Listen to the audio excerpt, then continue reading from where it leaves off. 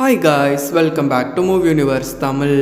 இன்னைக்கு நம்ம Harlan Coben Shelter சீரிஸோடைய எபிசோட் 7 தான் பார்க்க போகிறோம். இதுக்கு முந்தின எபிசோட்ஸ் பார்க்காதவங்களுக்கு லிங்க் டிஸ்கிரிப்ஷன்லையும் கமெண்ட் பாக்ஸ்லையும் பின் பண்ணி விட்டுருக்கேன். பார்க்காதவங்க அதை பார்த்துட்டு வந்து இந்த வீடியோ பாருங்க, அப்போ தான் உங்களுக்கும் கிளியராக புரியும். இப்போ வாங்க இந்த வீடியோக்குள்ள ஸ்ட்ரைட்டாக போயிடலாம். இங்கே ஆரம்பத்திலேயே பேட் லேடியோடைய வீட்டை காமிக்கிறாங்க. பேட் லேடியும் இங்கே பிராட் இருக்கிற மாதிரி சவுண்டு கேட்குதேன்னு அங்கிங்குமா நடந்து பிராட் இங்கே தான் இருக்கியான்னு கேட்டு பைத்திய மாதிரி கத்துறாங்க. அப்படியே அங்கே கட் பண்ணா ஸ்பூன் மிக்கியோடைய மொபைலில் முன்கூட்டியே ஒரு ட்ராக்கிங் ஆப் செட் பண்ணியிருப்பான். அந்த ஆப்பை வச்சுக்கிட்டு ஸ்பூனும் ஈமாவும் மிக்கியை தேடி போய்கிட்டு இருக்காங்க. அந்த சிக்னலும் ரிவர் சைடில் இருந்து காட்டிக்கிட்டு இருக்கு. இப்போ அந்த பீப் சவுண்டும் அதிகமாக பக்கத்தில் கேட்டுக்கிட்டு இருக்கு. இந்த டைமில் அவன் ஆற்றுல என்ன பண்ணிக்கிட்டு இருக்கான்னு போய் பார்த்தா அவனுடைய மொபைல் மட்டும்தான் ஆத்தங்கரையில் இருக்குது. மிக்கியை தேடி பார்த்தா கொஞ்சம் தள்ளி ஒரு இடத்துல மயங்கி கிடக்கான். அப்படியே அங்கே கட் பண்ணா அங்கே ஷிராவுடைய வீட்டுக்கு ட்ராய் வரான். எதுக்குன்னா அவனுடைய பாஸ்கெட் பால் டீம் ஜாக்கெட்டை மிக்கிக்கு கொடுக்குதுக்கு. ஆனால் மிக்கி அங்கே இல்லாதனால அங்கே உள்ள சேர்ல போட்டுட்டு ஷிரா கிட்ட அன்னைக்கு மெமோரியல்ல எதுக்கு என் அப்பா கூட தனியா நின்று பேசிக்கிட்டு இருந்தீங்கன்னு கேட்க, அது நாங்க டிலான் ஷேக்ஸை பத்தி பேசிக்கிட்டு இருந்தோன்னு தயங்கி சொல்றத பார்த்துட்டு ஷிரான்னு மரியாதையே இல்லாம என் அப்பா கிட்டையும் என் ஃபேமிலி கிட்டையும் கொஞ்சம் தள்ளியே இருன்னு சொல்லிட்டு அவன் அங்க இருந்து போயிடுறான். அங்க ஸ்பூனும் ஈமாவும் மிக்கிய ஹாஸ்பிட்டல் அட்மிட் பண்ணிட்டு ஷிராக்கும் இன்ஃபார்ம் பண்ணிட்டு இதுக்கெல்லாம் காரணம் பேட் லேடியா தான் இருக்குன்னு பேட் லேடியோட வீட்டுக்கு போய்கிட்டு இருக்காங்க. அங்க பேட் லேடியும் பிராட் எப்படி இப்போவும் என்னை பயமுறுத்திக்கிட்டு இருக்கான்னு டிலான் ஷேக்ஸ் கிட்ட புலம்பிக்கிட்டு இருக்காங்க. அதுக்கு டிலான் ஷேக்ஸும் நீங்க அவன் பையனையும் இந்த பிரச்சனையில இழுத்து விட்டதுக்காக இருக்கும், நீங்க அவன் அமைதியா விட்டுருந்துருக்கணும், அதுக்கெல்லாம் டைம் ஆயிருச்சு, இதுக்கு மேல ஒன்றும் பண்ண முடியாதுன்னு பேட் லேடி சொல்லிக்கிட்டு இருக்கும்போது பீப் சவுண்டு கேட்குது. என்னன்னு மானிட்டர்ல பார்த்தா ஸ்பூனும் ஈமாவும் அந்த வீட்டை நோக்கி தான் வந்துகிட்டு இருக்காங்க.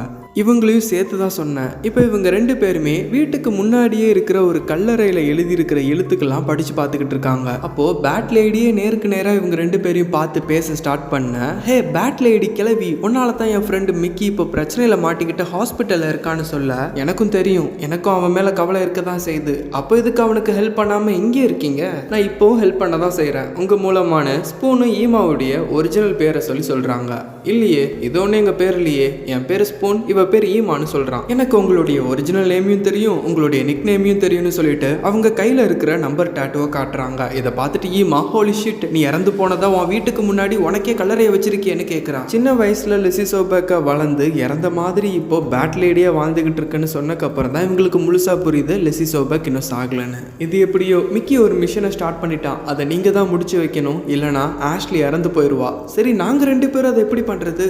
2 பேர்ல 3 பேரு. நான் தான் சொன்னோம்ல மிக்கி ஹாஸ்பிட்டல்ல இருக்கான்னு சொல்லிக்கிட்டு இருக்கும்போது ரேச்சல் ஹாய்னு சவுண்டு போட்டு கூப்பிட்டு அங்க நடந்து வந்துகிட்டு இருக்கா. காய்ஸ், நீங்க தான் இந்த இடத்துக்கு வர சொல்லி எனக்கு மெசேஜ் பண்ணிக்கலான்னு கேட்கிறா. இல்ல, அது இவங்களுடைய வேலைன்னு பின்னாடி திரும்பி பார்த்தா ஆளை காணோம். சரிதான். இப்போ இவங்க 2 பேரும் ரேச்சலை அந்த பாய்லர் ரூமுக்கு கூட்டிட்டு போறாங்க. வாவ், இந்த இடமே சூப்பரா இருக்கே. ஸோ நீங்க கிளாஸ்ல இல்லாத சமயத்துல இந்த இடத்துக்கு தான் வருவீங்கன்னு ஈமா ரேச்சல் கிட்ட, நீயும் மிக்கியும் அன்னைக்கு அந்த பார் கிளப்புக்கு போனீங்கல்ல, ஸோ நீ பார்த்த வரைக்கும் உனக்கு ஏதாவது அதை பத்தி தெரியுமான்னு கேட்கிறா. அங்க உள்ள ஆட்கள், அங்குள்ள இடமே கொஞ்சம் வினோதமா பயமா தான் இருந்துச்சு. அதுக்காகவே மிக்கிய போக விடாம தடுத்தேன். ஆனா அவன் திரும்பவும் அந்த இடத்துக்கு தனியா போயிருந்திருக்கான்னு எதிர்பார்க்கவே இல்லை. மிக்கிக்கு அந்த இடத்துல ஒரு கண்ணு இருந்துச்சுன்னா அங்க போயே ஆகணும், ஆஷ்லியும் கண்டிப்பா அங்க இருக்க சான்ஸ் இருக்குன்னு சொல்லிட்டு ஸ்பூன் அந்த பில்டிங் உடைய ப்ளூ பிரிண்ட்டை இன்டர்நெட்ல இருந்து எடுத்து அவங்க கிட்ட காமிச்சு 3 பேருமே சேர்ந்து பிளான் போட ஸ்டார்ட் பண்றாங்க. இந்த பில்டிங்ல ஆஷ்லி எங்க இருக்கா நம்மளுக்கு தெரியாது. ஸோ உள்ள சிச்சுவேஷன் எப்படி இருக்குன்னு தெரிஞ்சுக்கிறதுக்காக நான் ஏர் வென்டிலேட்டர் வழியா உள்ள போய் நான் உங்களுக்கு இன்ஃபார்ம் பண்றேன். தென் நீங்க 2 பேரும் களத்துல இறங்கி சேஃபா பிளான் எக்ஸிக்யூட் பண்ணுங்கன்னு ஸ்பூன் சொல்றான். ஆனா முக்கியமான ஒரு விஷயம், பார்ட்டிக்கு போற மாதிரி ஹார்ட்டா ட்ரெஸ் பண்ணிக்கோங்க, பணக்காரங்க மாதிரியும் காட்டிக்கோங்க, அதை நான் பாத்துக்கிறேன்னு ஈமா சொல்லிட்டு சாயங்காலம் போல ஒரு கிரீன் லாம்போகினி கார் எடுத்துட்டு அங்க வரா. அதை பார்த்துட்டு அவங்க 2 பேரும் வாயடைச்சு போய் நிக்க, எங்க வீட்டு கராஜ்ல இதான்ப்பா நினைச்சுன்னு சொல்றா. அட, இதை பாக்குறதுக்கே செம ரிச்சா தான் தெரியுதுன்னு சொல்லிட்டு அந்த 3 பேரும் கார்ல ஏறி கிளம்புறாங்க. அங்க ஹாஸ்பிட்டல்ல மிக்கிக்கு இன்னும் முழுசா மயக்கம் தெரியவே இல்லை. காலையில இருந்து அவங்க அத்தை ஷிரா பொலைட்டர் தான் அவனை பாத்துக்கிட்டு இருந்திருப்பாங்க. ஈவினிங்க்கு மேல அவங்களும் வீட்டை பார்த்து கிளம்பிடுறாங்க. அவங்க போனதுக்கு அடுத்து டிலான் ஷேக்ஸ் உள்ள வராரு. டோர் சவுண்ட் கேட்டோனியே மிக்கியும் பதறி அடிச்சு போய் ஆஷ்லியும் அந்த கிளப்ல தான் இருக்கான்னு அவர்கிட்ட சொன்னா. ஆனா அவர் சம்மந்தமே இல்லாம, தம்பி நான் சொல்றத கொஞ்சம் அமைதியா கேளுன்னு சின்ன வயசுல உன்னுடைய அப்பாவை சில பசங்க எல்லாருமே புள்ளி பண்ணி பேட் லேடியுடைய வீட்டுக்கு அனுப்புனாங்க, அதை பத்தி உனக்கு தெரியுமான்னு கேட்கிறாரு. தெரியும், என் அத்தையே சொல்லியிருக்காங்க. உள்ள போன பிராட் கத்தாம பதறாம வெளியே வந்திருப்பான். அதுக்கான ரீசன் உள்ள நான் இருந்தேன். அப்படி இருந்தும் என்னை பார்த்து அதிர்ச்சியில கத்திருப்பான். ஆனா அதுக்குள்ளேயும் பேட் லேடி பிராடுடைய வாயை பொத்தி கூட்டிட்டு போய் ஒரு இடத்துல உட்கார வச்சு அமைதியா எடுத்து சொன்னாங்க. அவனும் அழகா புரிஞ்சுக்கிட்டான். தென் நான் இருக்கிற விஷயத்த யாருக்கும் தெரிஞ்சிடக்கூடாதுன்னு எங்களுக்குள்ளே டீல் போட்டுக்கிட்டோம். ஞாபகார்த்தமா எங்களுடைய டீம் கேப்பை மாத்திக்கிட்டோம். நான் உள்ளவும் பிராட் வெளியவும் ஆபத்துல இருக்கிற பசங்க எல்லாத்தையுமே கண்டுபிடிச்சி ஆபியோனாங்கிற பேர்ல காப்பாத்த ஆரம்பிச்சோம் பேட் லேடியோடைய ஆதரவுலன்னு சொல்றாரு. தென் டிலான் ஷேக்ஸும் ஞாபகார்த்தமா வச்சிருந்த பிராடோடைய கேப்பை மிக்கி கிட்டே கொடுத்துறாங்க. மிக்கியும் என்னுடைய அப்பாவும் உங்களுடைய கேப்பை சேஃபா வச்சிருக்காங்கன்னு சொல்றான். அப்புறம் இந்த மிஷன்ல உன்னால தனியா எதுவுமே பண்ண முடியாது, நம்புற மாதிரியான பலமான ஃப்ரெண்ட்ஷிப் வேணும், அதுவுமே இருக்குன்னு சொல்லிட்டு அவர் போயிடுறாரு. என்னடா இது, இவர் எது ஹெல்ப் பண்ணாருன்னு பார்த்தா சம்பந்தமே இல்லாம எதையோ பேசிட்டு போயிட்டாருன்னு மிக்கியும் முழிக்கிறான். இன்னொரு பக்கம் அந்த 3 பேரும் கிளப்புக்கு போய் ரீச் ஆயிடுறாங்க.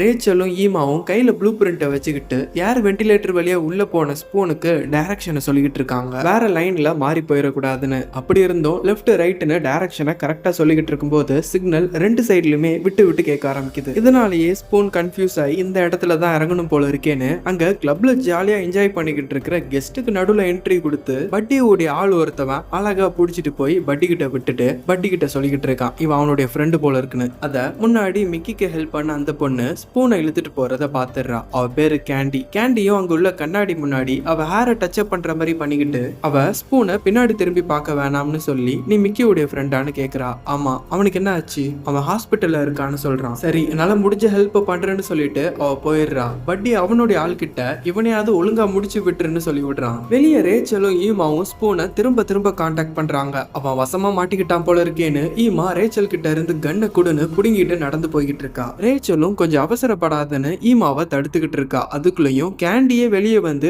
காய்ஸ் பயப்படாதீங்க, எனக்கு மிக்கியும் ஆஷ்லியும் தெரியும் அண்ட் உங்க ஃப்ரெண்டையும் பிடிச்சி வச்சுட்டாங்க, அவனை எப்படி காப்பாத்துறது, அது உங்களால முடியாது, அதை நான் பாத்துக்கிறேன், நீங்க டஞ்சியான்ல இருக்கிற ஆஷ்லிய காப்பாத்தி கூட்டிட்டு போயிருங்க, ஏன்னா ஆஷ்லிய வாங்க போற பையர் இன்னும் 1 மணி நேரத்துல வந்து கூட்டிட்டு போயிருவான். நான் சொன்ன டஞ்சியான் ஒரு நரகம், அந்த டஞ்சியான் டோரை திறக்கிறதுக்கு கோடு தான் வேணும், அந்த கோடு இந்த கிளப்பையே மேனேஜ் பண்ற பட்டிங்கிறவனுடைய போன் ஆப்ல தான் இருக்கு. அந்த ஆப்போடைய ஐகான் ஆரஞ்சு கலர்ல நீங்க பார்க்கும்போதே டிஃப்ரெண்டா தெரியும். ஜஸ்ட் நீங்க ஒன் டைம் அந்த கோடை பார்த்துட்டீங்கன்னா நெக்ஸ்ட் டைம் நியூவா ஜென்ரேட் ஆகும். ஸோ நீங்க எப்படியாவது ஃபர்ஸ்ட் அட்டம்ப்ட்லயே அந்த கோடை பார்த்துட்டு போய் என்டர் பண்ணி ஆஷ்லியை காப்பாத்திருங்க. இந்த கிளப்புக்குள்ள நீங்க போகிறது ஒன்றும் பெரிய மேட்டரே இல்லை, ஏன்னா பட்டியோடைய ஆளுங்க உங்களை மாதிரியான டீனேஜ் பொண்ணுங்களை பார்த்தாலே பெருசா கண்டுக்காம உள்ள விட்டுருவானுங்க. இப்போ நான் உங்க ஃப்ரெண்டை போய் காப்பாத்துறேன், நீங்க சேஃபா உள்ள போய் வேலையை முடிங்கன்னு சொல்லிட்டு கேண்டி போயிடுறா. அங்க எக்ஸைட் வழியில பட்டியோடைய ஆளு இதுக்கு முன்னாடி மிக்கியை கட்டி போட்ட மாதிரி ஸ்பூனையும் கட்டி மினி வேன்ல ஏத்திட்டு வண்டியை ஸ்டார்ட் பண்ணும்போது கேண்டியும் நைஸா வேன்ல ஏறிறா. வேனும் போக ஆரம்பிக்குது. அப்போவே ஸ்பூனோடைய கையில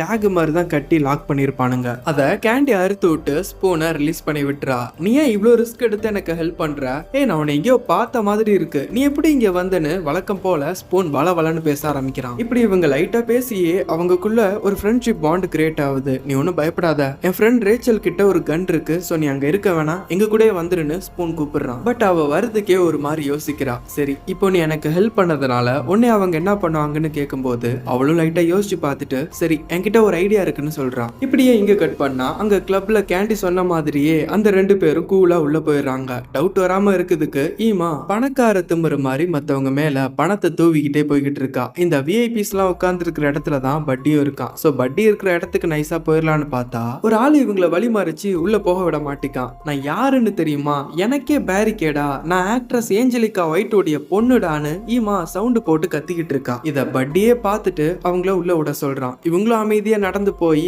சரக்க வாங்கிக்கிட்டு இருக்கும் போது அடுத்து பட்டியே அவங்க பக்கம் வந்து எது ஆக்ட்ரஸ் ஏஞ்சலிகா ஒயிட்டோடைய பொண்ணா, நீயே நம்பவே முடியல, நான் அவங்களுடைய பெரிய ஃபேன்னு அவனே ஆட்டோமேட்டிக்கா வலியுறான். இங்க பாருங்க, எங்க அம்மா ரியல் லைஃப்ல ஒரு மாதிரியும் சினிமால ஒரு மாதிரியும் ரெண்டுமே ஒரே மாதிரியான கேரக்டரே கிடையாதுன்னு ஈமா பிராங்கா சொன்னோன்னு அவனும் முழிக்கிறான். எனக்கு புரிஞ்சிருச்சு, நீங்க அவ கூட போட்டோ எடுத்துக்கணும் அப்படிதானே, உங்களுடைய போனை மட்டும் என்கிட்ட தாங்க, நானே உங்களுக்கு எடுத்தாரன்னு ரேச்சல் கேட்க அவனும் தந்துடுறான். ரேச்சலும் ஒரு 4-5 போட்டோவை டக்கு டக்குன்னு எடுத்துட்டு நைஸா அந்த ஆப்குள்ள போய் கோடையும் பார்த்துட்டு போட்டோ எடுத்து முடிச்சிட்டேன்னு அவன்கிட்டே கொடுத்துட்றான். என்ன போட்டோஸ் எல்லாம் சரியாவே எடுக்கலைன்னு அதை பார்த்துட்டு அவங்கள பார்த்தா ஆளை காணும். இப்போ சந்தேகமாயி அந்த ஆப்குள்ள போய் பார்த்தா இன்னொரு கோடு ஜென்ரேட் ஆகிட்டு இருக்கு. அவனும் கடுப்பாயி டஞ்சியானை நோக்கி ஓட ஆரம்பிக்கிறான். அப்படி அங்க கட் பண்ணா பட்டியோடைய ஆளும் ஸ்பூனையும் மிக்கி மாதிரியே அந்த ஆத்துக்கு இழுத்துட்டு வர இவனும் கை கட்டின மாதிரியே டிராமா போட்டு நிக்கிறான். நான் திரும்பவும் கேட்கிறேன், நீ எதுக்காக அந்த இடத்துக்கு வந்தேன்னு ஸ்பூன் கிட்ட அந்த ஆளு கன் பாயிண்ட்ல வச்சு மிரட்டி கேட்டுக்கிட்டு இருக்கான். சடனா கேண்டி கையில ஒரு பலமான பொருளால அவன் பின் தலையிலே ஒரு போடு.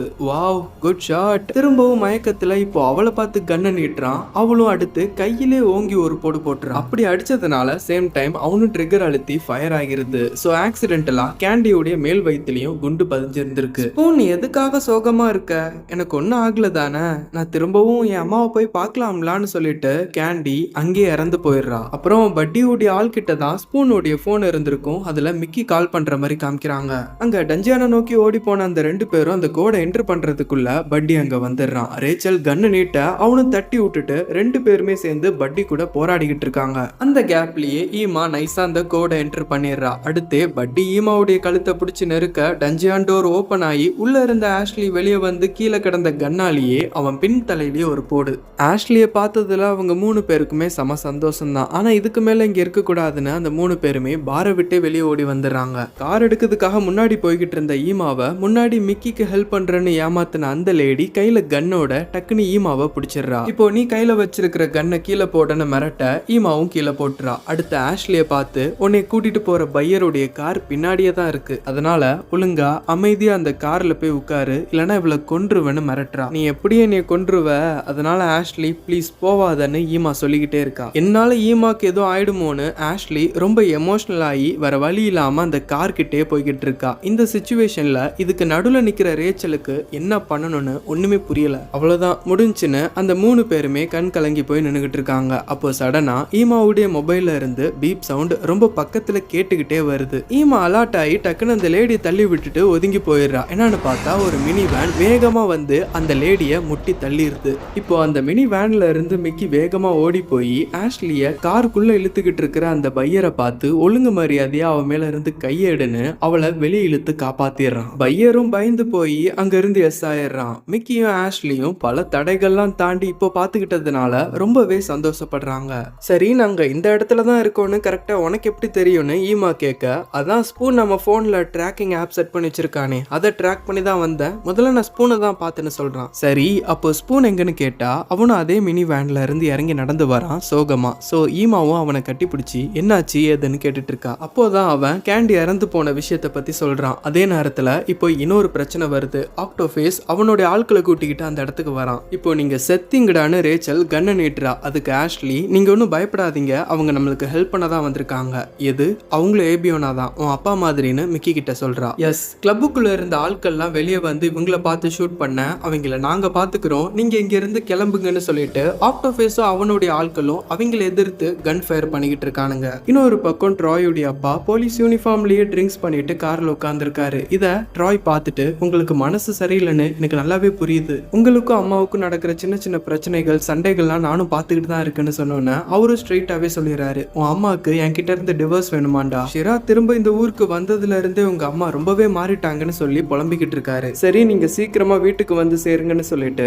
ட்ராய் ஒரு சந்தேகத்தோட ஷிராவுடைய வீட்டுக்கு போறான். அண்ட் ஆல்சோ ட்ராயுடைய அம்மாவும் ஷிராவுடைய வீட்டுக்கு அப்பதான் வந்திருக்காங்க. உனக்கு ஒண்ணு தெரியுமா, இன்னைக்கு காலையில தான் ட்ராய் ஒரு கோவத்தோட இங்க வந்தான். இங்க பாரு ஹானா, நான் ஒன்னும் குடும்பத்தை கலைச்சு விடுற பொம்பளை கிடையாது, பர்டிகுலரா உன் குடும்பத்தை கலைச்சு விடுறதுக்காக நான் திரும்பவும் இந்த ஊருக்கு நான் வரல, என் தம்பி இறந்து போயிட்டான், என் தம்பி பையனை பாத்துக்கிறதுக்காக மட்டும்தான் நான் இங்க வந்தேன்னு ஷிரா ரொம்ப எமோஷனல் ஆகி பேச ஆரம்பிச்சிடறாங்க. ஹே உன்னுடைய நிலைமை எனக்கு நல்லாவே புரியுது, நீ அப்படிப்பட்ட ஆளே கிடையாது, இதெல்லாம் என்னுடைய தப்பு தானு ட்ராயுடைய அம்மா ஷிராவை காம் டவுன் பண்ணி உட்கார வச்சிருக்காங்க. இருந்தாலும் மற்றவங்களை விட என்னுடைய நிலைமையை புரிஞ்சுக்கிற உன்னை மட்டும் எனக்கு ரொம்பவே பிடிக்கும் அப்படின்னு ட்ராயுடைய அம்மா சொல்றத அதை மட்டும் ட்ராய் ஜன்னல் வழியா பார்த்துட்டு கடுப்பாயி அங்கிருந்து போயிடுறான். இன்னொரு பக்கம் மிக்கியும் ஆஷ்லியும் தனியா நின்று பேசிக்கிட்டு இருக்காங்க. அப்போதான் ஆஷ்லி சொல்றா, நான் உன்னைய முத தடவை ஸ்கூல்ல வச்சு பார்க்கல, உன்னை காட்டுல தான் பார்த்தேன், அப்போ நீ கேம்ப் வந்திருந்த, உன்னுடைய அப்பா தான் கஷ்டப்பட்டு நீ அந்த லேடியுடைய ஆளுங்க கிட்ட இருந்து காப்பாத்தினாங்க, பட் அந்த மிஷனே ஃபெயில்ட் ஆயிருச்சு, சோ திரும்பவும் அதே காட்டுல வச்சு என்னை பிடிச்சிட்டு போயிட்டாங்கன்னு சொல்லிக்கிட்டு இருக்கும்போது ஆக்டோபேஸும் அதே இடத்துக்கு வந்து,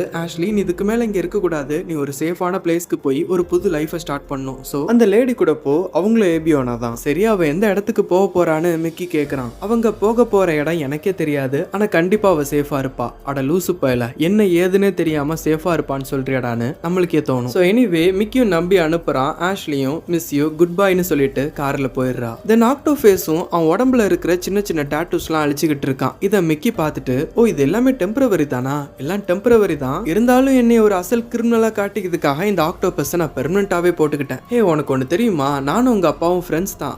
நான் டாட்டூ கடையில் உள்ள மேகசின்ல கூட பார்த்துருக்கேன், நான் உன்னை சின்ன குழந்தையா இருக்கும் போதே நான் பார்த்துருக்கேன். இது எப்படியோ இது உங்க அப்பா எழுதி எனக்கு அனுப்பின லெட்டர், எல்லாம் உன்னைய பத்தி எழுதின மாதிரி தான் இருக்கு, அதனால இதை நீயே வச்சுக்கோன்னு ஆக்டோபேஸ் மிக்கி கிட்ட கொடுத்துட்டு அவர் அங்க இருந்து போயிடுறாரு. தென் ஈமாவும் மிக்கிய வீட்டுல டிராப் பண்றா. இன்னைக்கு நீங்க எனக்காக ரிஸ்க் எடுத்து ஒரு பெரிய ஹெல்ப் பண்ணிருக்கீங்க, அதுக்கு தேங்க்ஸ்னு சொல்ல, ஓய் நமக்குள்ள தேங்க்ஸ் சொல்ற வேலையெல்லாம் வச்சுக்காத, ஒழுங்கா நாளைக்கு ஸ்கூல் வந்து சேருன்னு இமா பாய் சொல்லிட்டு போயிடுறா. தென் மிக்கியும் வாசல்லே அந்த லெட்டரை பிரிச்சு படிக்க ஆரம்பிக்கிறான். டியர் ஆக்டோபேஸ் காரனுடைய ஒரிஜினல் பேருக்கு. அன்னைக்கு மட்டும் என் அக்கா அவங்க ஃப்ரெண்ட்ஸ் எல்லாம் என்னை பேட் லேடியுடைய வீட்டுக்கு புள்ளி பண்ணி அனுப்பலனா இவ்வளவு நடந்திருக்காது. எனிவே எனக்கும் என் ஒய்ஃபுக்கும் மிக்கி பிறந்துட்டான். அது அவன் ஃபியூச்சர்ல எதுவும் அஃபெக்ட் ஆயிடக்கூடாது. ஸோ நாங்க ஏபியோனா விட்டு விலகலான் இருக்கோன்னு ஒரு இன்ஃபார்ம் பண்ற மாதிரியான ஒரு லெட்டர். மிக்கி அதை மேலோட்டமாவே படிச்சு பார்த்துட்டு செம கடுப்பாயி பேட் லேடியுடைய வீட்டுக்கே போயிடுறான். நீ தானே என் அப்பாவை கொன்ன, எப்படி ஏபியோனா விட்டு வெளியே வந்தா கொலை கூட பண்ணுவியோ? இந்த காரணத்துக்காகத்தான் ஏபியோனான்னு சொல்லி என் மண்டையிலையும் பிரஷர் ஏத்துனியான்னு பேட் லேடியுடைய பேரை சொல்லி கத்தி கத்தி கூப்பிட்டுக்கிட்டு இருக்கான். பார்த்தா